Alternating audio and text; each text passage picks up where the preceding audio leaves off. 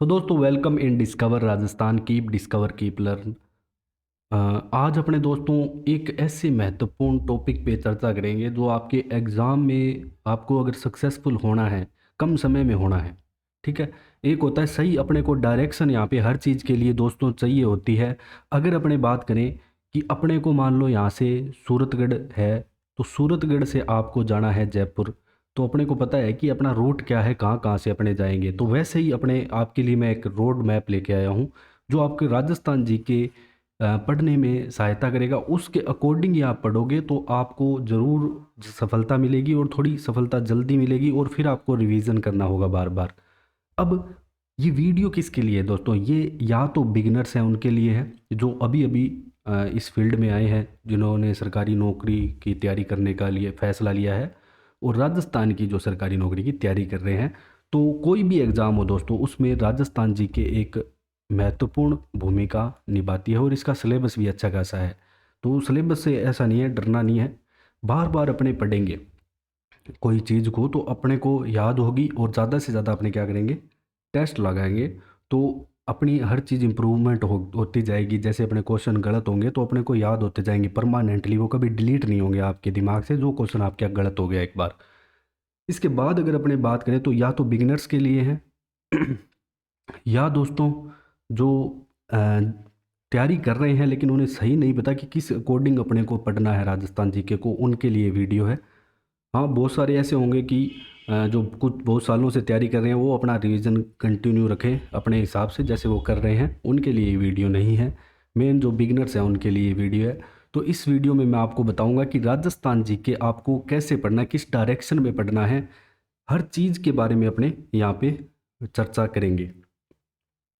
राजस्थान इतिहास, कला, संस्कृति, भूगोल, राजस्थान की जो राजनीतिक व्यवस्था है, सारी चीज़ें इंपॉर्टेंट है। और दोस्तों एक चीज़ ध्यान रखना, सब चीज़ों को अपने को डीपली पढ़ना है, और ऑथेंटिक जो बुक्स हैं उनसे ही पढ़ना है, स्टैंडर्ड बुक से ही अपने को पढ़ना है। वो स्टैंडर्ड बुक आप कोई भी ले सकते हो, कोई गाइड भी ले सकते हो, ऐसी कोई बात नहीं है। एक बार उसी बुक को फॉलो करो, बार बार उसी बुक को पढ़ो। हाँ, दूसरी बुक उस कंफर्मेशन के लिए ले सकते हो कि हाँ दोनों में अपने को कुछ एक्स्ट्रा मिल रहा है, तो वहाँ पे अपनों ने लिख लिया, नोट्स बना लिया। अब अपने शुरुआत करते हैं सबसे पहले राजस्थान के इतिहास की, कि इतिहास आपको किस तरीके से पढ़ना है, सबसे पहले अपने बात करेंगे। और ये ध्यान रखना दोस्तों, जितने भी यहाँ पे नए कैंडिडेट हैं जो पशु परीक्षर की तैयारी कर रहे हैं, महिला पर्यवेक्षक की तैयारी कर रहे हैं, छात्रावास अधीक्षक की तैयारी कर रहे हैं, इसके अलावा और भी एग्ज़ाम आएंगे आपके आगे, कंप्यूटर अनुदेशक, हर जगह आपके राजस्थान जीके चाहिए। और जो भी आपका आरपीएससी और अधीनस्थ बोर्ड है, जो आरएसएस भी ये करवाता है एग्ज़ाम सारे, सब में राजस्थान जी के महत्वपूर्ण भूमिका निभाती है। ठीक है। वेटेज भी अच्छा आता है इसका। अब अपने बात करेंगे दोस्तों, राजस्थान का इतिहास आपको सबसे पहले कैसे पढ़ना है, किस क्रम में पढ़ना है, उस क्रम में पढ़ेंगे ना। अब देखो अपने बीच में क्या उठा लेते हैं, पहले एकीकरण पढ़ लिया, फिर 1857 की क्रांति पढ़ ली, ऐसे नहीं। पूरा क्रम से पढ़ो ताकि चीज़ें आपको कम पढ़ने की जरूरत पड़ेगी। कैसे कि अपने इतिहास में बहुत सारी ऐसी चीज़ें पढ़ लेंगे जो आपको कला संस्कृति में भी यहाँ पे काम आएगी। तो जब भी आप दोस्तों राजस्थान का इतिहास पढ़ो तो ये स्क्रीनशॉट लेना, बाकी मैं पीडीएफ टेलीग्राम ग्रुप में डाल दूंगा। सबसे पहले जितनी भी सभ्यताएं दे रखी है उनको अच्छे से पढ़ना है। ठीक है। क्योंकि ये बहुत साल पुरानी सभ्यताएं हैं। ठीक है। जैसे कालीबंगा सभ्यता होगी, बालाथल होगी, आहड़ होगी, सारी की सारी सभ्यताएं पढ़नी है। ऐसे नहीं कि 4-5 सभ्यताएं पढ़ ली और छोड़ दिया क्या, इंपॉर्टेंट यही है। सब इम्पोर्टेंट है, हर चीज़ पढ़नी है अच्छे से, ताकि आप एग्ज़ाम का लेवल कुछ भी हो तो लेवल आप एग्ज़ाम के चेंज होते रहते हैं, अधीनस्थ बोर्ड सबसे ज़्यादा चेंज करता है। तो अपने को हर लेवल की तैयारी करके चलनी है। इजी आए, टफ आए, कैसा भी एग्ज़ाम आए, इजी टू मॉडरेट आए, हर चीज़ के लिए अपने को प्रिपेयर रह के चलना है। ज़्यादा से ज़्यादा प्रीवियस ईयर क्वेश्चन भी अपने को करने हैं। उनके लिए आपकी जो दिशा वाली बुक है वो सबसे बेस्ट है। अब अपने बात करेंगे, सबसे पहले आप पुरातात्विक स्थल और सभ्यताएं पढ़ोगे। इसके बाद अगर अपने बात करें दोस्तों, फिर जो पुरातात्विक स्रोत है, मतलब अभिलेख वगैरह जितने भी अपने को मिले हैं, कोसुंडी अभिलेख हो गया। ठीक है। इसके अलावा और भी बहुत सारे, कीर्ति स्तंभ अभिलेख हो गया, और अलग अलग जितने भी अभिलेख हैं, किसके निर्माण किसने कराया, उनकी लिपि क्या थी, उनकी भाषा क्या थी, ये सारी चीज़ें आप पढ़ोगे। ठीक है। उसको उत्कीर्ण किस राजा ने करवाया। ठीक है, उसका रचयिता कौन था, सारी चीज़ें। फिर जनपद और प्राचीन नाम। अब यहाँ पे अपने राजस्थान में क्या है कि देखो पहले राजपूताना नाम से जाना जाता था, उससे पहले और भी ऐसे प्राचीन नाम थे, जैसे बीनमाल को श्रीमाल बोलते थे, ऐसे हर जगहों के प्राचीन नाम थे। वो प्राचीन नाम आपको पढ़ के जाने हैं अच्छे से, ठीक है। उनका इतिहास भी पता होना चाहिए कि जैसे जो अपना एरिया हो गया कौन सा, जालोर साइड का, ठीक है, जिसे क्या बोलते थे, जाबालीपुर भी बोलते थे, ठीक है, महर्षि जबाली की वो तपोभूमि होने के कारण, ठीक है। तो ऐसे ही अपने को है ना हर चीज़ है ना रिलेट करके चलनी है और अच्छे से जानना है उसके बारे में। जनपदों के प्राचीन नाम। फिर जो मोस्ट इम्पोर्टेंट आता है वो आपका आता है मध्यकालीन आपका इतिहास, जिसमें अपने प्रमुख राजवंश पढ़ेंगे, जितने भी प्रमुख राजवंश है सारे इंपॉर्टेंट इंपॉर्टेंट, बाकी पूरे सारे राजवंश पढ़ो। इससे पहले मैं आपको बता दूं जो सभ्यताएं हैं ना दोस्तों आपके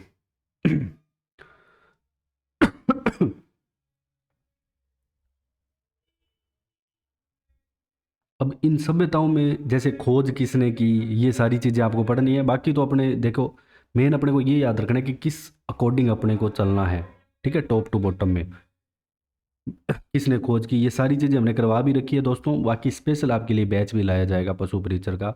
यहाँ पे आपको सारा सिलेबस डीपली तरीके से ज्योग्राफी, इतिहास, कला, संस्कृति, राजव्यवस्था पूरी करवाई जाएगी।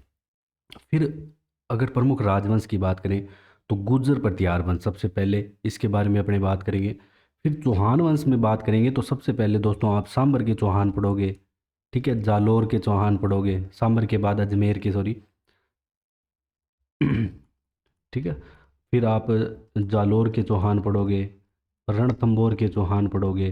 तो ये सारे यहाँ पे पढ़ने हैं आपको, ज़्यादा बड़ा टॉपिक नहीं है, ये छोटा ही है। फिर मेवाड़ के गुहिल और सिसोदिया वंश की ये दो शाखाएं हैं इनकी, मतलब जो भी मेवाड़ का इतिहास है वो अच्छे से पढ़ोगे, बड़ा इतिहास है और बहुत ही अच्छा इतिहास है मेवाड़ का, इसको अपने को डीपली करना है। कछवाहा वंश की बात करेंगे तो इसको करना है। जितने भी बीकानेर, मारवाड़ के राठौड़ है, किशनगढ़ के राठौड़ हैं, उनके बारे में बात करेंगे। इसके अलावा चौहान वंश में आपके हाड़ा चौहान, कोटा बूंदी वाले भी आ जाते हैं, तो ये भी आप पढ़ सकते हो। बाकी जो महत्वपूर्ण चौहान वंश है इनको आपको अच्छे से करके जाना है इन एग्ज़ाम के लिए। इनमें जो भी व्यवस्था है, किस हिसाब से वो टैक्स लेते थे, किस हिसाब से उनकी मतलब राजनीति कैसे करते थे, वो भी अपने जानने को मिलेगी। इसके अलावा उन्होंने जो जो चीज़ें बनवाई है ना वो आपकी कला संस्कृति में काम आएगी। दुर्ग किसने बनवाया, तो डायरेक्ट आपको वहाँ पे नहीं पढ़ना पड़ेगा। यहाँ पे सारी चित्रकला शैली, किस किस राजा के समय कौन सी चित्रकला शैली का विकास हुआ। तो ये राजस्थान का इतिहास है, अभी और भी है आगे। फिर आप मध्यकालीन प्रशासनिक व्यवस्था पढ़ोगे, मतलब इतिहास पढ़ लिया, अब इसकी प्रशासनिक व्यवस्था मतलब जैसे अपनी अभी प्रशासनिक व्यवस्था किस प्रकार से है, संविधान के अकॉर्डिंग अपने चल रहे हैं, तो वैसे ये भी इनका कोई सिस्टम हुआ करता था, उस अकॉर्डिंग चलते थे। जानना है कि किस अकॉर्डिंग इनका पूरा सिस्टम चलता था। फिर जब अंग्रेज़ आ गए दोस्तों, अंग्रेज़ों ने जो विदेशी रियासतें उनके साथ संधि करनी चालू की। एक तरीके से अंग्रेज़ यहाँ पे क्या है कि पहले तो उन्होंने इतना नहीं कहा कि हम, इन्होंने बोला कि हम आपकी व्यवस्था वगैरह संभालेंगे, ज़्यादा नहीं करेंगे। बाद में ये अपना अधिकार जमाने लग गए वहाँ पे। तो 1818 ईस्वी के समय की जो भी संधियाँ हुई, किस राज्य ने की, कौन सा राजा था, उनका नाम याद होना चाहिए। इसके बाद जो मोस्ट इम्पोर्टेंट आती है वो आपकी 1857 की क्रांति आती है, जिसकी राजस्थान में बहुत महत्वपूर्ण यहाँ पे भूमिका है। राजस्थान में दोस्तों ये क्रांति 28 जून को चालू हो गई थी, ठीक है। इसके बाद जैसे राजस्थान में 6 छावनियाँ थी, अलग अलग छावनियों में हुई, 6 छावनियों में से 2 में नहीं हुई थी। तो ये अब अपने पढ़ेंगे तो इसको अच्छे से पढ़ेंगे। अभी अपने सिर्फ ये जान रहे हैं कि किस अकॉर्डिंग अपने को पढ़ रहा है। अब इसी टाइम में क्या है कि अपने देश के प्रति मतलब जागरूक होने के लिए युवाओं में जन जागरण वगैरह किए गए। स्वामी विवेकानंद की इसमें दोस्तों बहुत महत्वपूर्ण यहाँ पे भूमिका रही। तो राजस्थान में जन जागरण को पढ़ना है। इसमें जन जागरण में आप क्या क्या पढ़ोगे, आर्य समाज का योगदान पढ़ोगे, जनजातीय आंदोलन, जो भी यहाँ पे भील आंदोलन हुए, एकी आंदोलन हुए, ये सारे पढ़ोगे। गुरु गोविंद गिरी के बारे में पढ़ोगे, ठीक है। बाकी अंदर आपको टॉपिक में पता लग ही जाएगा। क्रांतिकारी जो गतिविधियां हुई उनके बारे में। फिर जो पत्रकारिता के जो समाचार पत्र हैं प्रमुख, जिन्होंने क्या यहाँ पे भूमिका निभाई, सभी समाचार पत्रों के आपके संपादक के नाम वगैरह आपको पता होना चाहिए। और सामाजिक और जितने भी राजनीतिक संगठन बने, ठीक है, मारवाड़ सेवा संघ हो गए, और भी बहुत सारी यहाँ पे संगठन वगैरह बने, उनका जैसे मीणा क्षेत्रीय सभा, तो सभी का आपको पता होना चाहिए। राजस्थान में कृषक आंदोलन दोस्तों मोस्ट इम्पोर्टेंट है। किसान आंदोलन के बारे में आप पढ़ोगे, ठीक है। और जितने भी सारे किसान आंदोलन हैं सबको डिटेल से पढ़ोगे, कब चालू हुए कब समाप्त हुए, उनमें मेन मेन चीज़ें क्या हुई, कौन जुड़ा कौन हटा, कौन से समाचार पत्र में उनके बारे में न्यूज़ आई, कौन वहाँ पे जैसे रूपा जी कृपा जी किस किसान आंदोलन से संबंधित है ऐसे पूछा गया है बहुत बार। तो ऐसे बहुत सारे क्वेश्चन बनते हैं हमने ये टॉपिक करवा भी रखे हैं पहले से भी। फिर प्रजामंडल आंदोलन आ जाता है दोस्तों आपका, ठीक है। इसके बाद राजस्थान का आ जाता है राजनीतिक एकीकरण, ठीक है, जो 1956 में अपना पूरा जो वर्तमान राजस्थान का स्वरूप यहाँ पे बन के तैयार हो गया था। ये हो जाता है आपकी राजस्थान हिस्ट्री यहाँ पे कंप्लीट। तो राजस्थान हिस्ट्री को आपको इस क्रम में ही पढ़ना है जो मैंने आपको यहाँ पे बताया। जो भी न्यू स्टूडेंट है उनके लिए, बाकी आप अपने हिसाब से पढ़ते रहिए। अगर आपको ये सही नहीं लग रहा तो आप अपने हिसाब से पढ़िए, कोई दिक्कत वाली बात नहीं है। फिर अपने बात करते हैं राजस्थान की कला और संस्कृति की। कला में सबसे पहले दुर्ग हम वहाँ भी पढ़ लेंगे, लेकिन यहाँ पे अलग से पढ़ेंगे क्योंकि वहाँ पे थोड़े कम दुर्गों के बारे में आपको पता चलेगा। तो इन दुर्गों का पता सबसे पहले तो अपने दुर्गों में ये जानेंगे कि कितने प्रकार के दुर्ग होते हैं, जल दुर्ग, स्थल दुर्ग, गिरी दुर्ग, एरण दुर्ग, सब दुर्गों के बारे में जानेंगे। फिर मंदिरों में भी अलग अलग दोस्तों शैलियाँ होती हैं, ठीक है। अलग अलग जैसे जो शैलियाँ उनके अनुसार मंदिर यहाँ पे बने होते हैं, गुज्जर प्रतिहार, कोई बेसर शैली। फिर मस्जिद, महल, जितने भी महल है, छतरियाँ हैं, ठीक है, और हवेलियाँ हैं, बावड़ियाँ हैं। अब ये हवेलियाँ डायरेक्ट यहाँ पे पूछी जाती है, जैसलमेर वगैरह साइड की यहाँ पे बहुत हवेली है, नवलगढ़ में भी है, चूरू में। चित्रकला शैली मोस्ट इम्पोर्टेंट टॉपिक है दोस्तों आपका, जिसमें जो मेन स्कूल होते थे जैसे कोटा स्कूल हो गया, ठीक है, जयपुर स्कूल हो गया, डूडाड़ स्कूल जिसे बोलते हैं, डूडाड़ में आपके जयपुर, आमेर, उनियारा ये सारे आते हैं। मेवाड़ स्कूल हो गया, मारवाड़ हो गया, जिसमें किशनगढ़ शैली मुख्य इम्पोर्टेंट है आपकी। और जैसे बहुत सारी चीज़ें इसमें जानने को मिलती है कि शिकार के चित्र आपको कोटा की चित्रशैली में प्रमुख रूप से दिखते थे। फिर हैंडीक्राफ्ट आ गया दोस्तों, हस्तशिल्प, जो अभी भी वर्तमान में प्रचलित है। अभी भी राजस्थान को बहुत सारे हस्तशिल्प के लिए जीआई टैग भी मिला है। ब्लू पोट्री होगी जिन्हें अगस्त 2023 में ही मिला था यहाँ पे। हस्तशिल्प को अच्छे से आपको करके जाना है। और हस्तशिल्प में भी अगर आप बात करो अंदर की, तो जीआई टैग जो भी मिले हुए हैं ना जितने भी हैंडीक्राफ्ट में, उनको तो डीपली पढ़ के जाना है। उनको प्रसिद्धि किसने दिलाई, बाकी हर चीज़ पढ़ के जाओ। फिर संस्कृति की बात आ जाती है। दो भी दोस्तों अपने लोक संगीत या लोक गीत है, इनको अपने पढ़ेंगे। फिर लोक वाद्य यंत्र जो भी है पुराने, लोक नृत्य है राजस्थान के जो कि मुख्य है। कई ऐसे लोक नृत्य है जो मुख्य जनजातियों के द्वारा किए जाते हैं, जैसे कालबेलिया हो गया, ठीक है, ग्रासिया हो गया, भीलों के द्वारा किए जाने वाले नृत्य ऐसे डायरेक्ट आपसे पूछे जाते हैं, गुजरों के द्वारा। फिर लोक नाट्य हो गया, ठीक है। फिर लोक संत संप्रदाय हो गए, जितने भी दादू दयाल वगैरह हो गए, बिश्नोई संप्रदाय के जाम्बू जी हो गए। तो इन सारे संतों के, जसनाती संप्रदाय, जितने भी संप्रदाय है वो पढ़ो। संप्रदाय की स्थापना किसने की वो पढ़ो, कब हुई, प्रमुख पीठ पूछी जाती है, ये सारी चीज़ें इम्पोर्टेंट हो जाती है। फिर लोक देवता, लोक देवियाँ, जितने भी अपने रामदेव जी हो गए, ठीक है, रामदेव जी, तेजा जी, गोगा जी, इनके बारे में पढ़ना है कि इनका जन्म स्थान कहाँ पे, क्या घटना रही। सबसे पहले अपने इनको डिटेल से पढ़ेंगे। डिटेल से पढ़ने क्या है कि अपने पिक्चर माइंड में बन जाती है कि घटना क्या हुई। हाँ, वहाँ पे ये लाथा गुजरी की गायों को बचाते हुए मारे गए, पहले शादी में बैठे, तो ये सारी कहानी है ना, एक पहले फिट करो दिमाग में। फिर मेले, महोत्सव, पशु मेले हैं जितने भी, ये सारे आपको करके जाने हैं। प्रमुख त्यौहार है हिंदू कैलेंडर के अकॉर्डिंग आपको पता होना चाहिए कि फागण में अपना क्या हुआ, होली आवे, तो ये पूरा पता होना चाहिए अपना हर चीज़ के बारे में। फिर वेशभूषा दोस्तों, जो प्रमुख राजस्थान की वेशभूषा है उनके बारे में आपको पता होना चाहिए। आभूषण मोस्ट इम्पोर्टेंट है, ठीक है, ये आप प्रैक्टिस से थोड़े याद हो जाएंगे आपको।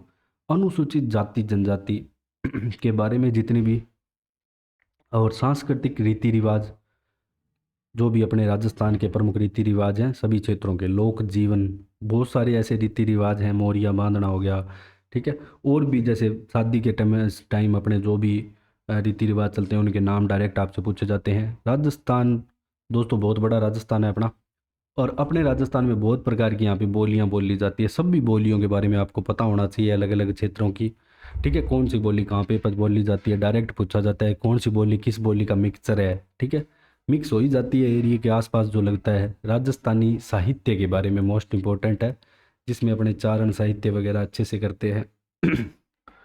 फिर महत्वपूर्ण पर्यटन स्थल और संग्रहालय, जितने भी जहाँ पे अपने इतिहास के अभी भी संरक्षित किया हुआ है वो सारी चीज़ें, राजस्थान के जो प्रमुख ऐतिहासिक व्यक्तित्व हैं जिन्होंने बहुत महत्वपूर्ण भूमिका निभाई है राजस्थान को डेवलप करने में, कह सकते हैं। ठीक है, कोई भी चीज़ डेवलप एकदम से नहीं होती दोस्तों, बहुत हज़ारों सालों से लोग प्रयास करते हैं, फिर धीरे धीरे इम्प्रूव होती है। ऐसे नहीं कि आज एकदम से डिजिटल हो गए, अपने प्रयास बहुत सालों से जारी और रहते हैं कंटिन्यू। फिर बात करते हैं दोस्तों अपने राजस्थान के भूगोल की, जिसमें अपने राजस्थान के सबसे पहले क्या पढ़ेंगे, राजस्थान के नए जिले और समाज। ये मैं आपको दोस्तों पूरी अपडेट कराऊंगा, अपडेटेड। ठीक है, 50 जिलों के अनुसार करेंगे क्योंकि 3 जिलों की अभी अधिसूचना वगैरह जारी नहीं हुई। 50 जिलों के अकॉर्डिंग करेंगे और जो भी नए चीज़ होगी, बाकी ऐसे क्वेश्चन पुटअप नहीं करेगा आपसे, लेकिन फिर भी अपने पढ़ेंगे, कोई दिक्कत नहीं है। बाकी डायरेक्ट ये स्थान पूछेगा। ठीक है, ये स्थान कहाँ पे है, आप स्थान का नाम बता दो। ये थोड़ी उसके इतना ज़रूरी थोड़ी है कि ऐसे ही पूछे कि ये किस ज़िले में है। हाँ, नए ज़िलों के बारे में वैसे पूछ सकता है कि 19 नए ज़िले बने हैं तो कौन सा ज़िला किससे हटके बना है, ऐसा थोड़ा बहुत क्वेश्चन आपसे पुटअप कर सकता है। क्षेत्रफल की बात करें, फिर इसकी स्थिति और विस्तार, राजस्थान की आकृति कैसी है, कितनी लंबाई है, कितनी चौड़ाई है, विकर्ण के रूप में कितनी है, सारा डाटा आपको याद है। अक्षांशीय देशांतरीय विस्तार कितना है, क्वेश्चन आएगा बढ़िया। प्राकृतिक और भौतिक स्वरूप, जैसे अपने इसमें अपने दोस्तों जो थार का मरुस्थल है, अरावली पर्वतमाला है, दक्षिण पूर्वी पठारी भाग, पूर्व का मैदान, मेन 4 भागों में बांटा गया, वो पढ़ते हैं। इसको अपने पूरा डिटेल में पढ़ते हैं, मैंने कराया भी हुआ है। पर्वत पठार दर्रे, ये टॉपिक है ना पर्वत पठार, ये अपने इसी में कवर करेंगे। इसके बाद जो राजस्थान की जलवायु है उपोष्ण जलवायु है, तो इसके बारे में आपको पता होना चाहिए कि जलवायु कैसे निर्धारित होती है। ठीक है, ये सारी चीज़ें जानेंगे। और दोस्तों अपने ऐसे बिलीव करते हैं कि जो भी अपने पढ़ेंगे तो समझने पे, कोई भी चीज़ आपको चलना है समझ के चलना है, रट्टा नहीं मारना। फिर जितनी भी मिट्टियाँ वगैरह है और मृदा संरक्षण है, सब जगह अलग अलग मिट्टियाँ पाई जाती है। जितनी भी नदियाँ बिल्कुल दोस्तों आपके मैप में यहाँ पे करवाई जाएगी। बाकी आप अपने अकॉर्डिंग करो, अपने तो बता रहे हैं कि किस हिसाब से आपको पढ़ने हैं। फिर झीलें, बांध, जल संरक्षण तकनीकें पढ़ो। इसके बाद दोस्तों जो भी सिंचाई परियोजनाएं हैं, सिंचाई परियोजनाएं थोड़ा सा आप करंट से रिलेट करके पढ़ोगे तो वो ज़्यादा पूछी जाएंगी। जैसे अभी ERCP लाई गई है। वन और वनस्पति, किस प्रकार की वनस्पति अपने राजस्थान में होती है, वन्य जीव अभयारण्य हैं जितने भी। ठीक है, वन रिपोर्ट वगैरह पढ़ो लेटेस्ट वाली, ये तो आपको करंट के अकॉर्डिंग थोड़ा चलना पड़ेगा वन रिपोर्ट वगैरह का। तो इस क्रम में आपको राजस्थान का भूगोल कंप्लीट करना है। अब अपने बात कर लेते हैं दोस्तों राजस्थान की अर्थव्यवस्था के बारे में। अर्थव्यवस्था में दोस्तों अपने कृषि, जितनी भी फसलें होती हैं राजस्थान में, कौन सा जिला किस फसल का सर्वाधिक उत्पादक है, आर्थिक, इसमें अर्थव्यवस्था है ना दोस्तों, इसमें आर्थिक समीक्षा महत्वपूर्ण भूमिका निभाती है। ठीक है, आर्थिक समीक्षा, इसको अपने थोड़ा अच्छे से कर लेते हैं ना तो यहाँ से डायरेक्ट क्वेश्चन आते हैं। फिर जो इसमें कृषि जलवायु प्रदेश है, इसको आप मैप में याद करोगे, मैप बनाओगे और याद करोगे, ज़्यादा याद रहेगा।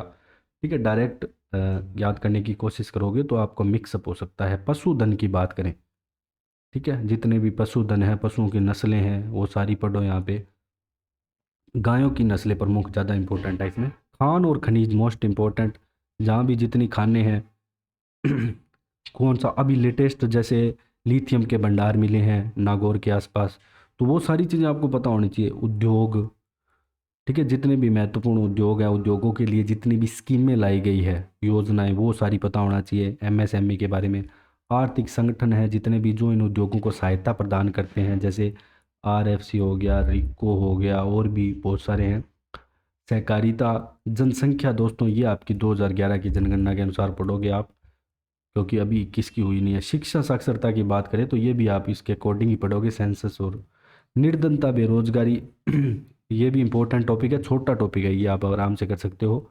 फिर जो सूखा अकाल है, इसमें इंपॉर्टेंट टॉपिक है, पूछा जाता है कि किस समय छप्पनिया अकाल पड़ा, किस समय यहाँ पे दोस्तों अकाल, किस सन में सर्वाधिक जिले प्रभावित हुए, ऐसे क्वेश्चन पुटअप करता है।